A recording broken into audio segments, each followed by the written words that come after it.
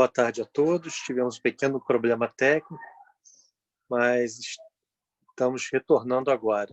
Desculpa, gente, vocês estão ouvindo novamente? Sim, alto e claro. Tudo bem, pode dar continuidade. Desculpa, foi algum Pronto? problema aqui. Então, Só o Guilherme falta entrar. Entraram todo mundo? José Ricardo, Guilherme. Posso continuar? Pode, por favor, pode continuar. Tá. Pode sim. Então, assim, nós da Beclean, né, começamos, quando começou a questão da crise da pandemia no Brasil, nós entramos em contato, foi até uma ideia, uma sugestão do Ferrelli, entramos em contato com a Associação de Engenharia Clínica da Itália, e eles, né, deram bastante sugestão em questão do planejamento, algo que no norte, né, na região norte, principalmente interior, é complicado você ter planejamento com equipamentos, até porque você tem poucas mãos de obras qualificadas, né? Até essas mãos de obras qualificadas você tem pouco. A qualificação delas também é um pouco mais complicado, você não tem uma oferta de cursos, de pós-graduações. Eu creio que esse cenário agora vai mudar bastante pós-pandemia, porque nós vamos fortalecer muito a questão do cursos, né, à distância. Claro que tem que verificar muito a questão da qualidade dessas formações. E por exemplo, e muitas coisas ainda falta valorização da área, né? O que eu mais vejo é a questão da valorização da área, aqui principalmente no Norte e Nordeste. Eu vejo que isso fortaleceu muito com a pandemia, a engenharia clínica ganhou muito nesse ponto. Não que a crise não seja algo agravante, mas a engenharia clínica, por quê? As pessoas descobriram que existe uma pessoa que ela tem expertise em equipamento médico e que ela vai poder ajudar, que ela vai poder apoiar. Por exemplo, na força-tarefa mesmo, aqui em Manaus, então nós temos a Honda, nós temos o Senai, nós temos até a universidade, mas alguns pontos eles não conseguiram ter expertise. Nós tivemos que envolver engenheiros clínicos e nesse ponto a Beclean ajudou bastante, eu ajudei a fazer o link. A Honda até, uma coisa interessante que aconteceu, a Honda ela tem alguns equipamentos de calibração, e aí ela entendeu assim, então eu tenho já os equipamentos de calibração. E aí depois, quando foi analisar, ela falou, não, mas são itens diferentes, são cenários diferentes, situações diferentes. E aí mostrou muito a cara da engenharia clínica. E isso também falta, o que eu acho que a gente tem que colaborar muito, é também o profissional falar, o profissional mencionar. Por exemplo, nós vimos aí algumas aquisições de ventiladores que não são ventiladores pulmonares, e eu vi muitos comentários assim, mas cadê o engenheiro clínico de tal região? Cadê o engenheiro de tal cidade? Mas aí que tá, não foi passado na mão do engenheiro clínico. Se você pegar o processo de compra, você vai ver que não tem um laudo técnico, um relatório técnico de alguém da área com expertise que mencionou a compra, se ele ia ou não realizar aquela necessidade que esperava dele.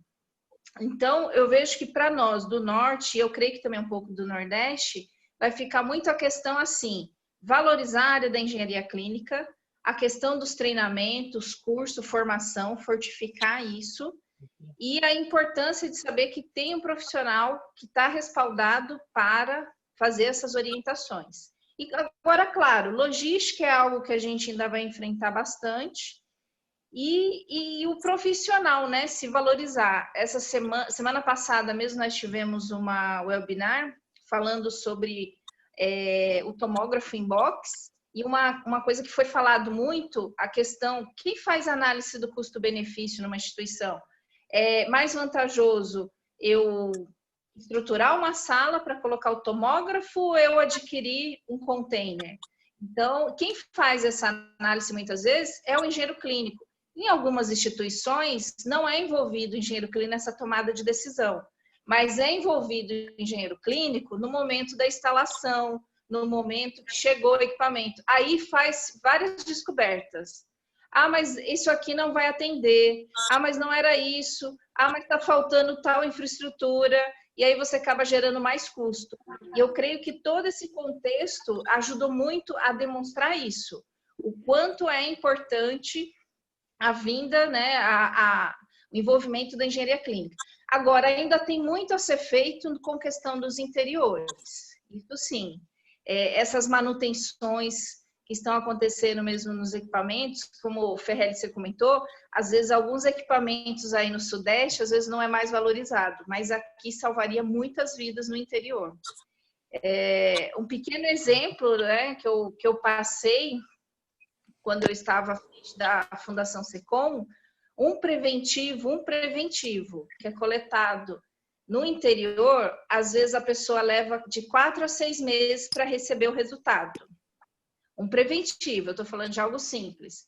Agora, imagina um equipamento ou uma manutenção de um equipamento médico.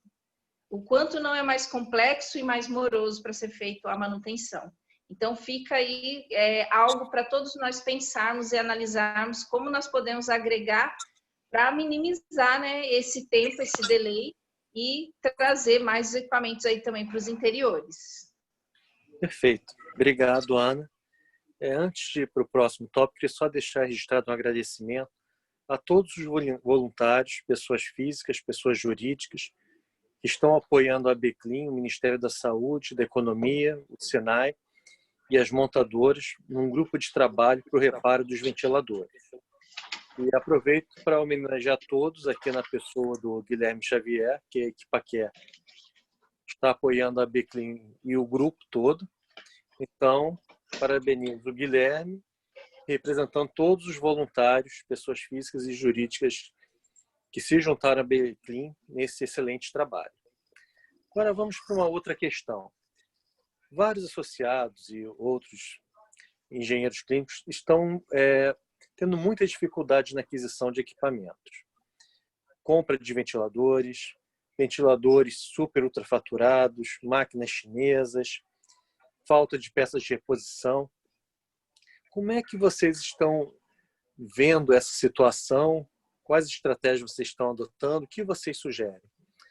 Guilherme, qual a sua opinião? Ferrelli, nós aqui estamos envolvidos na implantação de 26 unidades de saúde nesse momento, tá? Em diversos estados do Brasil, desde Paraíba, Bahia, Sudeste, no Sul, no Paraná. Então, assim, a rede de fornecedores, né, e a rede de parceiros nunca foi tão necessária quanto agora. Diversas opções, né, que geralmente era a primeira, a segunda, a terceira opção nossa, não tem prazo de entrega, não tem previsão, né?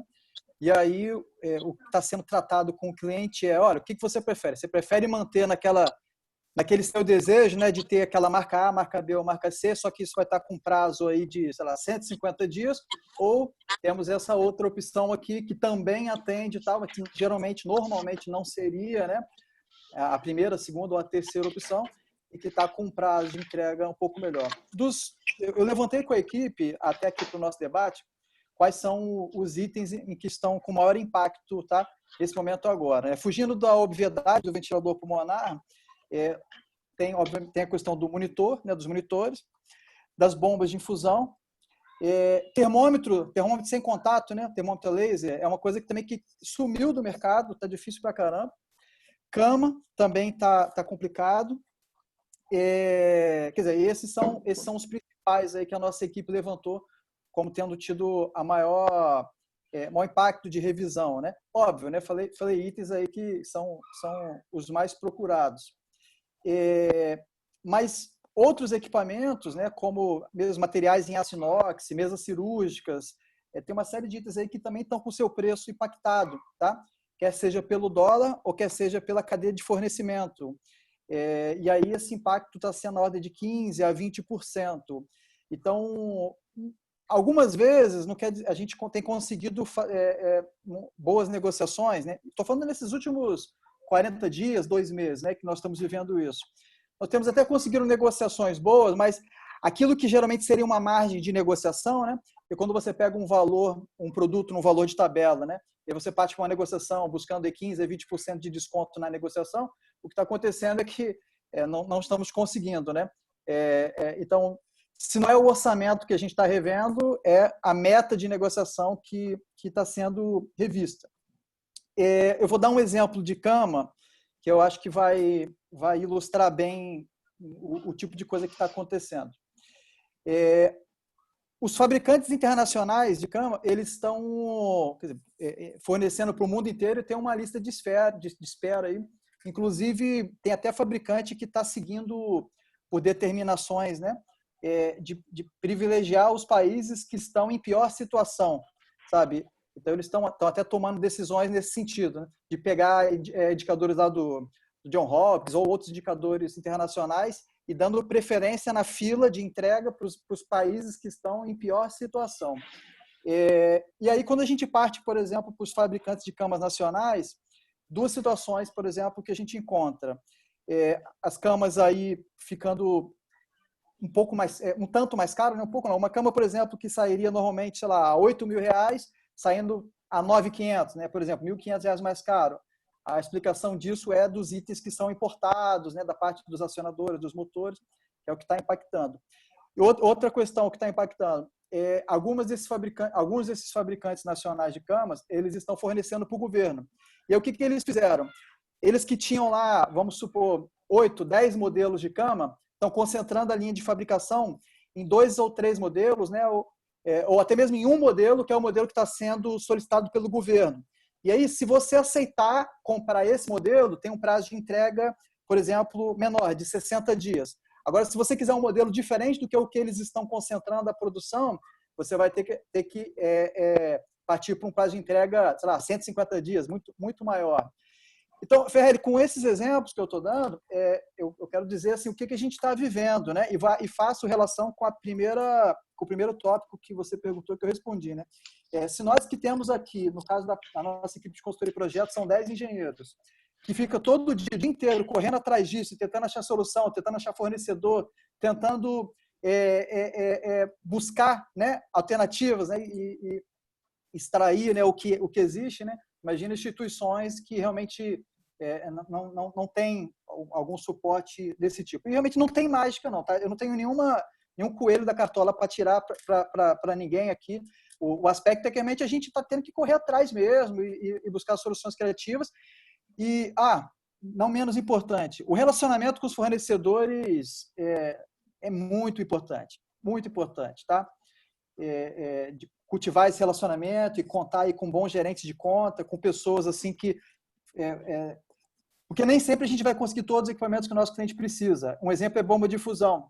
O cliente precisar, por exemplo, de mais 60 bombas de fusão, mais 100 bombas de fusão, e aí a gente só consegue 15, né? Aí o fornecedor, consegui mais 15, daqui a pouco ele né, privilegia você pelo relacionamento e te fala, olha, consegui mais 20. Então, às vezes, você não consegue todas de uma vez, mas consegue 15 agora, no mês que vem, mais 30, enfim. Então, o relacionamento com os nossos amigos fornecedores assim, é realmente fundamental. Tá? É isso. Obrigado, Guilherme. E Zé Ricardo, e você? Como é que está atuando junto com esses problemas de aquisição na BP? Como está influenciando a sua gestão? Só complementando a lista do que o Guilherme passou, muito bem feita aí, os equipamentos de hemodiálise também a gente está passando por uma dificuldade muito grande na aquisição. Tanto os de hemodiálise de longa duração, quanto os de hemodiálise convencional. Eles têm sido utilizados protocolos no tratamento do Covid e a nossa instituição é uma instituição referência nessa área, então a gente tem sofrido bastante também com isso. O nosso maior sofrimento, e acho que de todos que trabalham dentro das instituições, é trabalhar o CAPEX, é trabalhar o orçamento. O orçamento de 2020, ele não foi feito para essa pandemia. Ele não estava preparado para isso. O planejamento da instituição era completamente outro.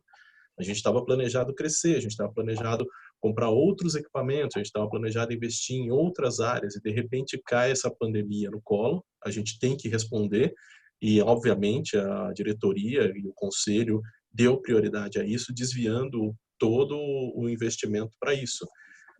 Mas é um orçamento adaptado, é um orçamento que a gente está vivendo todo dia. Então, nessa parte de aquisição, inicialmente, o que a gente mais tem enfrentado é o desafio diário de aonde alocar o investimento corretamente. Primeiro, porque nós temos uma pandemia real e presente, e segundo, porque nós temos uma crise também real e presente, uma recessão real e presente, que vai perdurar, cremos nós, que muito mais do que essa pandemia.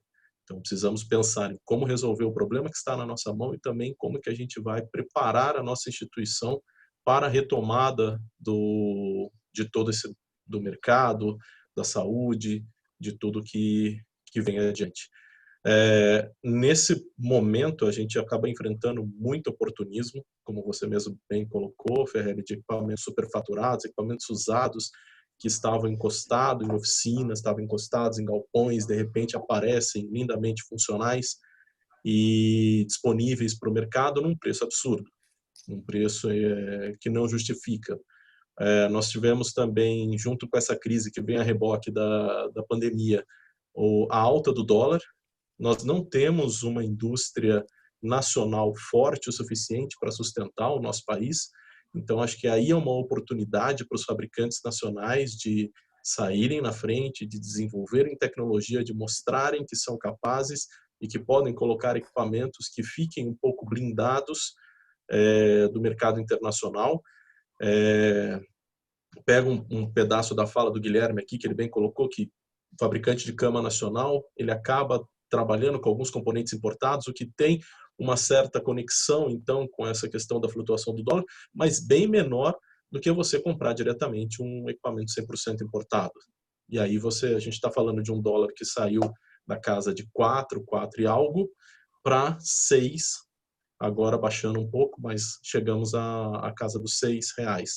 Então, os equipamentos que a gente tinha orçado, por exemplo, para 2020 com dólar a 4,50, vamos dizer, hoje nós estamos comprando com dólar a 6. Não tem planejamento que consiga sobreviver a isso.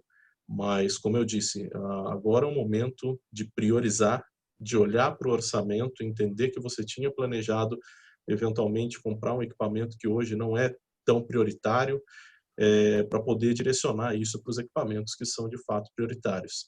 Tentar escapar dos oportunistas, tentar tratar com os fabricantes, sejam eles importados ou nacionais, e tomar muito cuidado.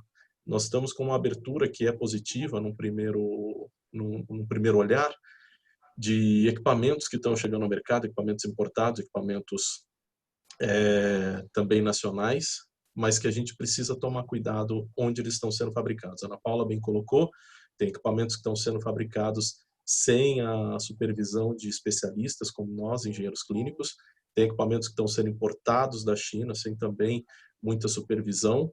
Nós temos que tomar cuidado até que ponto nós vamos ser permissivos nesse momento de crise. A gente entende que é uma guerra, a gente entende que é uma pandemia, mas a gente também tem que ter a nossa responsabilidade técnica colocada à mesa. Então, lá na BP, a gente tem passado por um grande desafio de ajuste orçamentário, um grande desafio de aplicação correta do dinheiro, a destinação correta do dinheiro para a aquisição dos equipamentos necessários, a escassez do mercado, obviamente, e a alta dos preços devido à variação cambial. Obrigado, Zé Ricardo. Leandro, como você vê os processos de aquisição e esses desafios aí na sua região? Aqui nós temos dois cenários, assim, praticamente tudo que o Guilherme e o José Ricardo falou, isso também ocorre aqui. Lembrando que esse cenário, inclusive, é um cenário mundial. Nós vemos também vários colegas em outros países mencionando a mesma coisa que o Guilherme comentou. Nós temos dois cenários, que é o cenário privado e o público, né? No público, você vê uma buscativa muito grande por emendas, para que possa ter recursos para adquirir os equipamentos. E no público, assim, você adquirindo esses equipamentos, às vezes você adquirir até um pouco a mais, não chega a ser a mais, porque você tem vários locais para depois estar alocando eles, estar destinando eles. Agora, no privado, você vê muita situação, como o José Ricardo comentou, você tinha um planejamento, você tinha um plano de contingência, mas nenhum plano de contingência continha lá, né? vamos ter uma pandemia mundial. Eu vejo vários especialistas falando que já passaram por várias crises, mas nenhum tinha passado por uma crise ainda mundial, né? Você via crises assim da Rússia, crises mais regionais, locais, mas não mundial ao mesmo tempo, todo mundo. Então, é uma novidade, é uma coisa para todo mundo. E aquela situação, qual é o primeiro passo? É como o Guilherme comentou, network. É ali você ter um bom relacionamento com o seu fornecedor, você ser o primeiro a ser lembrado. E outra coisa, quando você faz lá uma análise, principalmente no privado, é sentar com seus diretores, aí vem o papel do engenheiro clínico também assumir a frente, né? Ter aí não ficar só como coadjuvante, ir para frente mesmo e questionar, olha, vamos sentar e conversar, chamar o comitê de crise, realmente é necessário a gente fazer essa aquisição, não podemos estar fazendo uma adaptação para outra e trazer toda essa discussão. Porque o privado, você não vai ficar fazendo uma compra alta depois. Como é que vai ser o pós-pandemia, né? A gente até vê muitas discussões sobre isso. Aonde vai se colocar todos esses ventiladores? O que vai ser feito com todos esses ventiladores importados? A gente vê que a Anvisa está tendo algumas situações que ela teve que deixar um pouco mais frouxo, porque senão ia travar muito o processo. Ok, mas isso ela deixou bem claro, durante a pandemia e pós-pandemia, como é que vai ser essas manutenções e tudo mais. Então, o privado, você vê que ele segura um pouco. E o público é aquela situação. Quanto mais ele vai conseguindo, só que vai conseguindo através de emendas, né? E aí, por exemplo, essa questão do dólar e tudo mais impacta no quê? Se você ia comprar, às vezes, 5, você vai comprar 2, vai comprar 3. Então, impacta muito na quantidade. Só que nós estamos num momento muito de sobrevivência, né? Esse é o momento. Você não está pensando muito em viver, você está pensando muito em sobrevivência. Então, é muita conversa, é muita reunião, é muita discussão e muita análise. E no privado, é muita análise. E o que eu vejo, às vezes, falta e sugiro novamente, insisto nessa parte, é o engenheiro clínico fazer parte. Fazer parte dessas conversas, como a gente vê aí o José Ricardo, mas nem toda unidade hospitalar tem essa situação. No norte, muitas vezes, não tem. No setor público, muitas vezes, as pessoas não sabem. Olha, você tem um responsável que entende equipamento médico, então ele não participa da discussão, ele não participa do projeto, não é ele que determina as características do equipamento, e aí você só vai descobrir muita coisa depois da licitação fechada, depois que já adquiriu, e aí a troca não é tão simples quando é numa licitação, ou às vezes você tem a aquisição, mas você não tem a aquisição completa, você tem parcial, aí o equipamento chega e você não consegue utilizar, porque falta ainda falta alguns acessórios. Então é o momento do quê? Do engenheiro clínico ir para frente, falar, eu sei, eu conheço, eu tenho expertise, porque quem vai ter esses contatos com fornecedores é o engenheiro clínico. Ele que vai ter esses contatos, ele que vai falar, que vai colocar à frente. Muitas vezes, dependendo do local, participar das negociações. É que o Guilherme é o CEO da empresa, né? Mas eu estou falando no âmbito geral, então, às vezes, num hospital, alguma coisa assim, o setor de compras, chamar o engenheiro clínico, estar junto ali, o engenheiro clínico também nessa negociação, porque pode fazer alguns ajustes, algumas adaptações. E é um momento de muita adaptação. É um momento de muita adaptação, é um cenário que a gente ainda não sabe como vai se comportar após pandemia. O público vai ficar muito a questão assim, os EPIs a gente vê que eles estão lidando muito com doações, né? Então, muitas empresas estão fazendo doações e equipamentos, muitas emendas. Então, muitos deputados, senadores fazendo suas emendas e tudo mais, mas para o público... mas eu vou ter muito ventilador? Não, não vai ter, porque você tinha falta no público de ventilador. Então, não vai faltar lugar depois para você destiná-lo. Agora, o privado, sim, o privado tem essa questão. Eu vou comprar muito, o que eu vou fazer com esse equipamento depois? Né? Eu já assisti algumas lives de alguns diretores e superintendentes, e eles estão ponderando muito isso com o seu comitê de risco. E aqui também, nesse ponto, não é diferente. Nessa questão... não é muito diferente. Só lembrando que aqui a única coisa que a gente sofre um pouco a mais que vocês nesse momento, nesse assunto, é a logística. Porque principalmente Manaus, interiores, Manaus, no caso, por exemplo, tudo vem por estrada até Belém, e de Belém tem que vir de balsa, né? E inclusive está fechado, né? A parte de transporte está fechado, só alguns que são liberados. Então, tem também essa questão da logística que atrapalha bastante. Nós tivemos aqui em Manaus o próprio ministro da Saúde, o ex-ministro Mandetta, né, quando ele encaminhou, se eu não me engano, foi os 15 ou 20 ventiladores, essa primeira remessa demorou quase 2 semanas a mais, porque houve o fechamento do aeroporto e isso causou um impacto para nós mesmos. Então, nós temos aqui muito... Aqui o profissional ele tem que levar muito em conta a questão da logística. E é isso. E o network, né? Essa é a hora de você, assim, expor o problema e buscar uma solução conjunta. Não dá para buscar uma solução sozinha. É buscar uma solução em conjunto com todos, multidisciplinar. Você vai ver a necessidade do médico, mas você vai ver lá a necessidade dos diretores, vai ver o quanto tem de orçamento e sentar junto e estar conversando. Obrigado, Ana. Sério? Sim. Posso pegar um gancho na questão da Ana Paula? Deve. Não, teve algo que você falou que eu acho que merece realmente colocar em evidência, colocar em highlight isso daí. Quando você falou da questão do engenheiro clínico, né, em que agora ele é um momento em que está sendo solicitado ou ele próprio se colocar, né, disponível e se apresentar, né, para a diretoria, para a administração, para o setor de compras. Vocês, né, todos vocês que já me conhecem já faz um tempo, conhecem até um pouco dos meus discursos, assim, eu sou um militante da questão da valorização do engenheiro clínico através dele se posicionar não como mão de obra, mas como cérebro de obra. Até eu falo muito isso, sobre esse caminho da valorização, trocando metaforicamente o crachá da manutenção pelo crachá da consultoria. Eu falo isso, quem já viu minhas palestras, meus cursos, está até cansado de ouvir eu falar esse aspecto, de como se posicionar. Isso bate muito com o que a Ana Paula acabou de falar agora.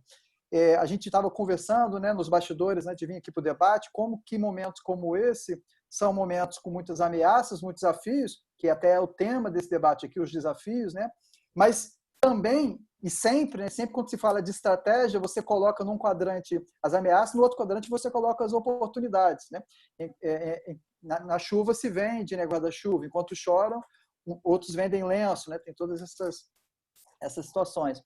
E esse é um momento em que, com toda certeza, para aqueles assim que profissionalmente conseguirem se posicionar e aproveitar. Agora eu não estou falando daquele mau oportunismo, da desonestidade, que tem muito assunto para falar do que está acontecendo agora sobre isso, mas sim do bom oportunismo, aquele assim, que você se coloca à disposição, aquele que você se apresenta, né? Se apresenta como útil, como fundamental nesse momento. Eu realmente acho, isso é uma visão minha, com base nas pessoas com quem eu tenho conversado, com quem eu tenho tido contato, que para o setor de saúde, né, aliás, historicamente, o setor de saúde ele tem uma elasticidade bem maior do que outros setores em momentos de crise. Tá? A gente está sendo impactado pela queda dos exames e das cirurgias eletivas, mas assim, também essa elasticidade vem de que mesmo uma pessoa que está postergando uma cirurgia, ela não consegue postergar por muito tempo. Então, está se acumulando aí. Então, se tem um setor que vai voltar mais rápido, como sempre fez, é o setor de saúde. Isso é uma questão histórica, tá? E aí, se o setor de saúde é um setor que tende a voltar mais rápido, desculpa. Guilherme, inclusive até só uma colocação, vai voltar mais rápido, até porque as pessoas agora já estão lembrando que ela tem outras dores, né? Já não está dando mais para guardar, né? No início estava muito focado no Covid, agora não. Agora eu lembro que eu estava fazendo tratamento por alguma coisa, que eu estava guardando um exame para ver se eu não tenho alguma coisa no rim. Então, as pessoas já estão lembrando disso. E essa dor já está batendo, né? Essa dor já está batendo na porta. Ana, Guilherme, Vamos dar continuidade às outras questões, que a gente deixa para o final Certo. todas as considerações que na parte de estratégias das Sim, novas crises. É porque eu também sou uma militante igual o Guilherme nesse ponto. Aí vai deixar nós dois aqui, nós vamos longe. Isso é verdade. Somos todos. Eu entro no meio também. Bem, agora uma outra questão. Tudo bem, temos desafios na aquisição. E como está o desafio na manutenção do parque já existente? Que hoje a gente está tendo um problema de fornecimento de peças, custo muito alto, falta de gente para atender, muitos fabricantes e prestadores de serviços estão demitindo, estão diminuindo o quadro, e estamos tendo problemas de questões éticas também, não só no superfaturamento do preço, o uso de peças usadas, como também pessoas que nunca tiveram contato com o tipo de equipamento se oferecendo para fazer a manutenção do mesmo. Como vocês veem esses casos? Zé Ricardo, vou começar por você. Okay. Bom, a gente tem duas questões aí. Tem a questão dos equipamentos que já existiam, que a gente tem que manter e continuar funcionando. E a gente passa por diversos pontos, desde a dificuldade do fornecimento do próprio fabricante, que não consegue importar a peça, que portos estão fechados, aeroportos estão fechados, o preço está absurdo, todo mundo está disputando a peça porque é um equipamento distribuído mundialmente. Então a gente tem essa dificuldade realmente de fornecimento de peça. E aí é a hora de lançar a mão, como bem disse o Guilherme, do seu relacionamento.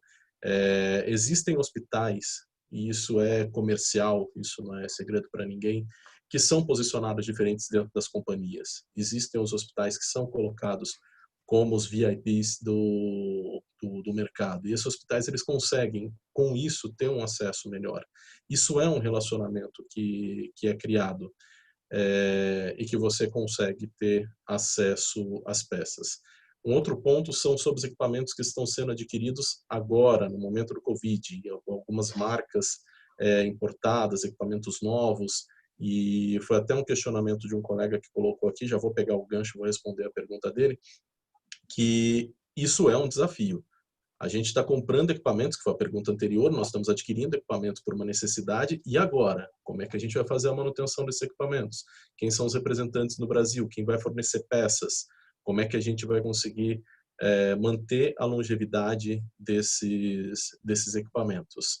E com relação ao fornecimento de peças usadas, também existe bastante profissionais que estão fornecendo peças usadas. É um momento da gente conseguir conhecer um pouco esse mercado. Falar que essa peça usada ela está totalmente descartada, isso seria um pouco leviano da minha parte. Por quê? Nós sabemos que existem contratos full com fabricantes que utilizam-se de peças usadas que são remanufaturadas pelo próprio fabricante. Então, existe um processo por trás. Então, nós precisamos separar peças usadas de peças usadas. Então, peças usadas que são revisadas, que são tratadas pelos fabricantes, que são tratadas pelos detentores do registro e realmente têm uma certificação de peças usadas, que são equipamentos desmontados no fundo de um galpão, passa um pincelzinho para tirar a poeira e devolve para o mercado. Então, acho que os grandes desafios, voltamos para o custo da manutenção, temos a questão dos trabalhadores, não só as empresas que estão demitindo, mas também as empresas que estão limitando a ida dos seus colaboradores aos hospitais por medo do Covid, por um protecionismo. A gente entende, eu entendo plenamente, e lá na BP estou sendo super flexível com relação aos equipamentos que não estão diretamente relacionados ao Covid, ou que não estão com a sua utilização plena. Nós somos um hospital oncológico também. Dos nossos pilares é o pilar oncológico. E esse pilar oncológico ele não parou para o Covid. Pessoas que têm que fazer radioterapia, elas têm que fazer radioterapia, com ou sem Covid. Pessoas que estão fazendo químio, têm que fazer químio, com ou sem Covid. Então, esses equipamentos não tem como parar. Então, para esses equipamentos é importante ter um relacionamento com o fornecedor de serviço, aí no caso, para que ele compreenda o lado do hospital e mantenha esses equipamentos funcionando. Da mesma forma, os equipamentos que são utilizados tanto no diagnóstico do Covid, como CT, raio-x, equipamentos laboratoriais, até mesmo ultrassom, e equipamentos que são utilizados no suporte à vida. E aí não tem suporte à vida de Covid ou sem Covid, suporte à vida e ponto. Então, a tratativa com esses fornecedores, a gente tem chamado muito a parceria e ao entendimento da situação, e eles têm respondido muito bem, mandando seus profissionais mesmo em Covid. Nós, do nosso lado, temos dado todo apoio, estrutura, EPIs, orientação e tentando limitar a circulação desses profissionais no hospital. Como nós temos uma engenharia clínica bem desenvolvida, nós temos um laboratório, os equipamentos que são possíveis, nós trazemos até o laboratório para que o profissional fique menos circulante no hospital. Os equipamentos que são fixos, como ressonância, tomografia, raio-x, não tem como, eles vão até o local. Então, essa questão também do ser humano, né, do você entender que do lado de lá, aquele profissional também é um pai de família, que ele está com medo da situação, tanto quanto eu estou quando vou no hospital, ou quanto qualquer outro profissional está quando vai no hospital. E é importante ter medo, porque o medo nos traz um alerta, nos traz um respeito à situação. Nós precisamos entender que do lado de lá tem um ser humano também, e a gente precisa balancear isso, exigir quando é necessário exigir, e flexibilizar quando é necessário flexibilizar. Pessoal, só queria relembrar que faltam 6 minutos para 6, então já para a gente ir fechando o tema, mas por favor, podem dar continuidade, era só para dar o recado, tá? Tá. Eu acho que o Ferrelli travou e caiu. Bom, você quer dar sequência, Ana Paula? Tá, eu vou falando então. O meu é bem rápido, porque praticamente nessa questão é igual que vocês já mencionaram. E assim, aqui no norte, e eu creio que no nordeste também, eu falo mais do norte, tá? Porque é onde eu experienciei mais. Mas pelas trocas que eu tenho com o pessoal de nordeste, eu percebo que é semelhante. A gente faz o que é possível, tá? Isso incluindo também no privado, mas falo um pouco mais do público, é onde eu tenho mais a minha expertise. Tem equipamentos aguardando peça, isso é algo que não tem o que fazer. O que a gente tenta fazer é pedir urgência, se colocar como principal e tudo mais, mas assim, falar com o fornecedor, aí tenta falar com a TAM, com a Gol, para que, se for preciso trazer peça, que traga então rápido essa peça e tudo mais. Justifica, inclusive, que é da área da saúde, justifica que é do hospital X, do hospital tal. Eles colaboram, tá? Muitas vezes eles colaboram, mas é dentro do que é possível. E, logicamente, também cuidando muito da equipe. Então, por exemplo, o uso do EPI, a parametrização, mas só que também a hora de você retirar esses EPIs. Nós verificamos que muitas vezes o contágio estava ocorrendo, na verdade, não era nem do uso do EPI, mas era a hora de retirar o EPI. Então, muito treinamento, muita conversa, muito diálogo. Outra coisa, a questão, se um funcionário não estiver muito bem, então, como você mesmo disse, José, eu achei muito interessante essa questão de ser flexível, realmente a gente entender, conversar. Manaus, principalmente Manaus, é uma cidade de 2,5 milhões de habitantes, mas a gente diz que aqui a característica é uma cidade grande com característica de pequena. Então, praticamente muita gente se conhece. Então, essa questão do paciente estar internado, muita gente conhece um ao outro. Então, assim, isso foi muito sensível no âmbito geral. Então, realmente, ter aquele momento, ser flexível, só que também não dá para parar. Tem as outras comorbidades, tem as outras doenças, então não tem como. Então, a gente está fazendo muito assim dentro do que é possível. É claro que tem muito ao que melhorar. Eu estava vendo aqui alguns comentários, o pessoal falando que tem muitos locais na região do Brasil que não tem um engenheiro clínico, então essa é a hora da gente levar. Lembrando que quando a gente fala em engenharia clínica, a gente fala a área da engenharia clínica, a gente não está falando que é um engenheiro. Você vai ter engenheiro, você vai ter tecnólogo, você vai ter técnico, Só ressaltando aqui. Então, levar a área da engenharia clínica, levar essa expertise. Eu acho que esse é o momento. É o momento da gente também se fazer protagonista, é o momento da gente mostrar, olha, essa informação quem vai te dar sou eu, isso que você está querendo saber quem vai te falar sou eu. E esse é o momento. Agora, no mais da manutenção, a gente está aguardando muita coisa e fazendo tudo aquilo que é possível, né? Então, assim, por exemplo, foi implantado turno. Nessa questão, às vezes o funcionário trabalhava 8 horas por dia e foi implantado turno, porque daí ele passa um período também em casa descansando, dormindo. A gente orienta muito também a não estar assistindo muito sensacionalismo, jornal, também descansar um pouco a cabeça, sair um pouco ali do celular e ficar um pouco a família também, né? Porque tudo isso ajuda para que a gente continue contando com ele, né? Que agora mais do que nunca a gente precisa dele. O Ferrelli voltou? Acho que ainda não, Ana. Mas aproveitar esses minutinhos aqui. Assim, aqui no nosso caso, né, eu levantei com a equipe quais eram os pontos que eles estavam com mais dificuldade na questão de gestão da manutenção ou ampliando para gestão de qualidade em manutenção. E foram 5 os principais pontos. O primeiro é de conseguir cumprir os cronogramas. Nos hospitais estavam com alta ocupação, é difícil você conseguir retirar um equipamento para seguir os cronogramas de preventivo e calibração, especialmente dos equipamentos de suporte à vida. Isso é uma questão complicada, mas os nossos cronogramas também estão sendo impactados porque tem clientes que não estão querendo receber a visita dos gestores externos, né? Porque aqui a gente funciona com as equipes que ficam nos hospitais e aqueles gerentes regionais, né? Que circulam nas unidades. E teve cliente nosso que interrompeu a visita de qualquer fornecedor externo, que não a engenharia clínica que já esteja ali. Então isso também impacta no nosso trabalho. Como também a interrupção das escolas técnicas e escolas de engenharia atrapalhou os nossos planos de contratação de profissionais e estagiários em específico. Isso impactou bastante os nossos cronogramas. Tá?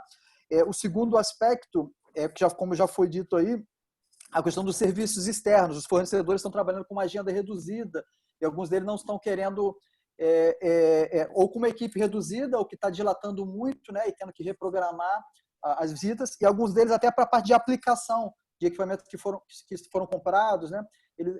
Como eu tive uma situação aqui lá numa cidade chamada Cataguases, que fica no interior de Minas, e o cliente comprou um tomógrafo e a empresa que vendeu estava querendo fazer a aplicação somente por vídeo, e o cliente não estava querendo aceitar esse, ele realmente estava se sentindo prejudicado, e foi alvo de uma negociação nossa, e a gente conseguiu solucionar esse problema. O IPEM paralisou também, o IPEM está paralisado para fazer a parte de aparelho de pressão e balanças. Eu não sei se está no Brasil inteiro, mas pelo menos algumas unidades minhas avisaram isso para mim, que isso está acontecendo. Agora, e o que a gente está fazendo? Vai um pouco de sensibilidade, né, Guilherme? Porque, por exemplo, se é um aparelho de ultrassonografia que não é emergencial, ok, às vezes você fazer à distância, o médico já tem uma expertise. Agora, um tomógrafo, que é um equipamento que é um dos principais para esse período de coronavírus, né? Vai também da sensibilidade do fornecedor em compreender a importância de fazer em loco, né? Mas no caso, esse fornecedor, ele até não era ele. Ele falou assim que a diretoria da empresa lá no país de onde vem esse tomógrafo... foi um protocolo implantado, né? Um protocolo de tentar privilegiar a videoconferência. E aí o nosso... Aí vem a gestão, né? Aí vem a gestão do engenheiro clínico, da área da engenharia clínica, e também entender... isso também é uma sugestão bacana. O engenheiro clínico, ele não fica só sentado na mesa ou só em campo mexendo, não. Ele também tem que lidar com conflitos, né? E olha que conflito, mas ele tem que lidar. Faz parte também do contexto dele, né? Gente, eu vou fazer o seguinte, Guilherme. O Ferrelli voltou? Não. Voltei, já estou aqui. Voltou? Opa, voltou. Então, nós já terminamos essa pergunta, Félix. Se você quiser encaminhar para a gente falar as palavras finais, tá? Aí, então, Guilherme, você continua com a sua explanação nas palavras finais, para a gente não passar muito do horário. Tá bom, tranquilo. Obrigada, pessoal. Como a gente já está com o horário meio apertado, eu vou passar agora para as palavras finais. Peço para serem breves. Agradecer a presença de vocês, que a gente tem que lutar muito pela engenharia clínica para tornar o engenheiro clínico uma profissão da área da saúde, regulamentar a nossa profissão e, dessa forma, ajudar a salvar vidas e economizar recursos. Então, agora eu vou deixar os pensamentos finais. Por favor, Zé Ricardo. Bom, pessoal, acho que nesse momento de pandemia a gente tem que tentar vislumbrar O que de positivo está acontecendo? Muita coisa está mudando. A máxima, acho que, dessa pandemia é que quando voltarmos ao normal, não será o normal que a gente conhecia. Vai existir um novo normal. E muita coisa que está acontecendo a gente tem que aproveitar positivamente. Não estou falando de ser um aproveitador do pejorativamente, mas sim aproveitar do momento, ver as flexibilizações que foram feitas. Se eu posso ser flexível agora, por que eu não posso ser flexível depois? Se a legislação pôde flexibilizar agora, mesmo em momento de crise, de guerra, com certa segurança, por que ela não pode ser flexível no futuro?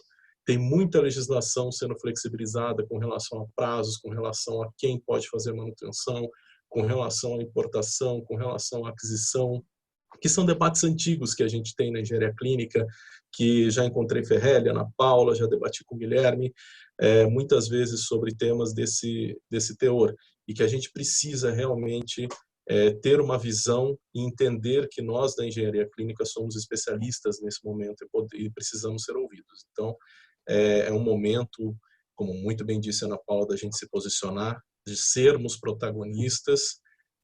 Nós temos falas e elogios do secretário, do ministro, de vários CEOs da área da saúde, lembrando da nossa profissão, lembrando de quem somos nós. Então, vamos nos aproveitar positivamente deste momento para sermos protagonistas e conseguirmos emplacar medidas que estão sendo positivas, mesmo nesse momento tão crítico que a gente está vivendo. Muito obrigado pelo convite, muito obrigado pela participação. É sempre muito bom debater com vocês, grandes amigos aí do mercado.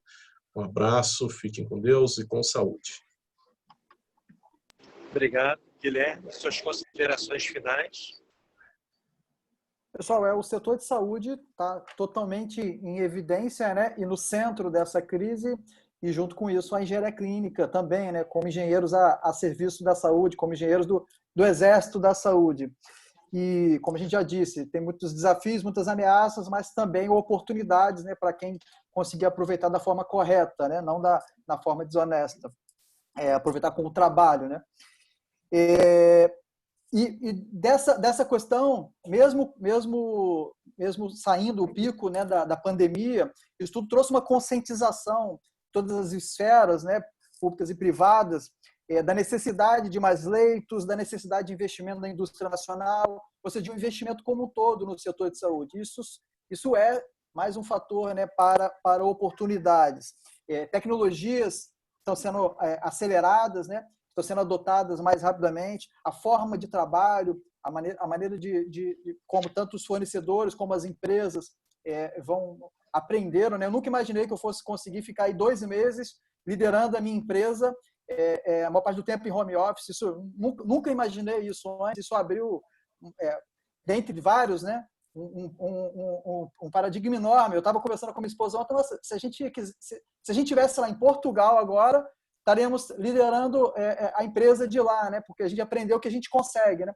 Então, são coisas que a gente nunca pensou antes, né? E a gente poderia estar nesse momento em qualquer lugar do mundo, por exemplo, liderando a empresa. Isso no meu caso, que estou fazendo home office a maior parte do tempo. Mas, por fim, e aí na presença da Ana Paula e do Ferrelli, como representantes da Beclean, e eu também como associado, eu acho que esse é um momento de grande união da classe. Não somente da classe, né, da engenharia clínica, em torno das suas entidades representativas, como também a gente tem visto um movimento de união muito grande das pessoas, né?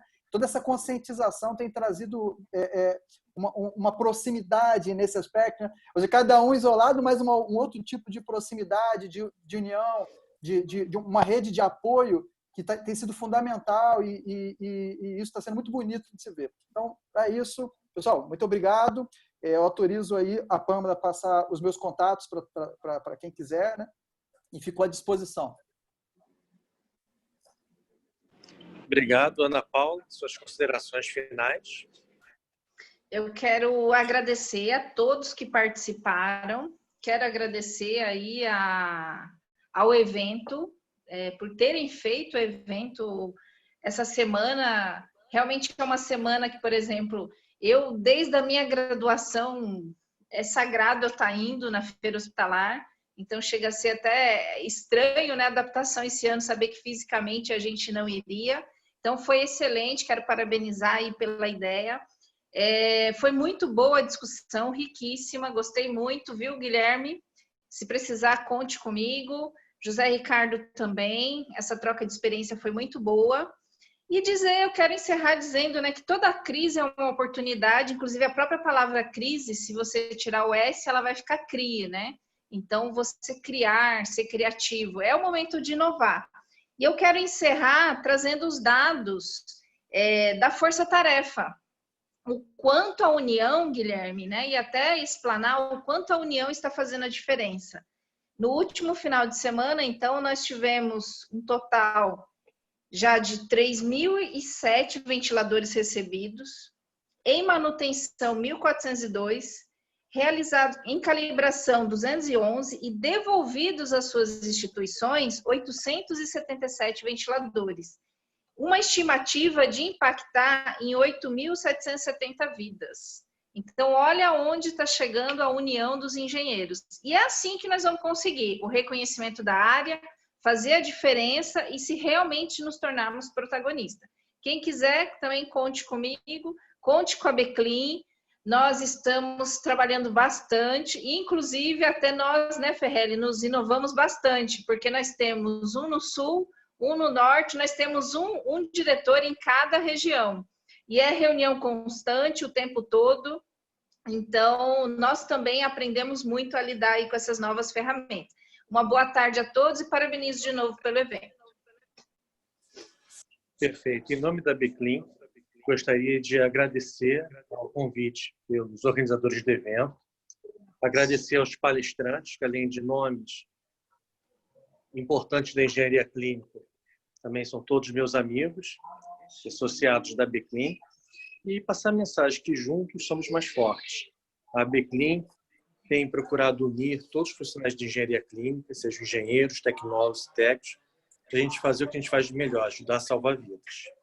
Então, agradeço a todos, agradeço mais uma vez a todos os voluntários que têm participado, especialmente agradeço aqui aos voluntários na figura do Guilherme Xavier, que foi um voluntário que ofereceu o serviço à Beclean e tem ajudado muito.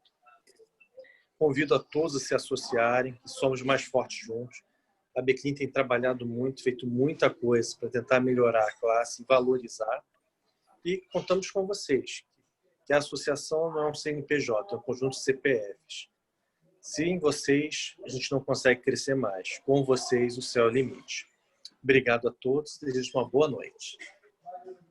Obrigada, pessoal. A gente ficou muito feliz com a qualidade da discussão. Eu sei que o tempo fica apertado, daria para conversar o dia todo. E lembrando que esse material vai ficar disponível, então, no YouTube, tanto no canal da Hospitalar, quanto no do Saúde Business. E assim que a gente fechar aqui, a tela vai compartilhar um QR Code para que vocês preencham uma pesquisa de satisfação, por favor, se vocês puderem preencher. E amanhã a gente vai dar continuidade, então, aos nossos webinars. Amanhã o tema vai ser tecnologia e às 10 da manhã a gente vai falar sobre inovação e startups, como as pandemic techs vão impactar o futuro da saúde. Vai ter a moderação do Guilherme Hummel, que é o consultor do Congresso da RIMS, que acontece todo ano no Hospitalar, o Jimmy Ayubi, head de produtos da Teladoc, a Lívia Cunha, CEO da Coco Health, e o Joel Formiga, que é o coordenador de inovação digital na Secretaria de Estado de Saúde de São Paulo. Então, eu agradeço mais uma vez vocês e obrigada a todo mundo que participou e aos palestrantes. E a gente se vê, quem sabe, até o final do ano na Hospitalar presencialmente. Tá certo? Com certeza. Muito obrigada. Tchau, tchau. Obrigado. Tchau, gente. Tchau, tchau. Obrigada. Tchau, tchau, obrigado.